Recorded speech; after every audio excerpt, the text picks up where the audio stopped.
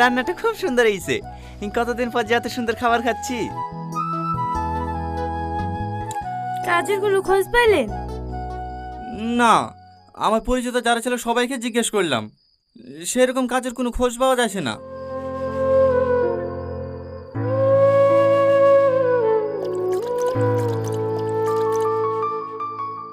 কি হলো, খাবা না? ভালো লাগছে না। আপনি দয়া করে একটা কাজের ব্যবস্থা করে দেন না, না হলে আমি আমার বোনটাকে বাঁচাতে পারবো না। ঠিক আছে ঠিক আছে, তুমি খেয়ে নাও, আমি কালকে তোমাকে একটা কাজের ব্যবস্থা করে দিছি। সত্যি বলছেন? হ্যাঁ।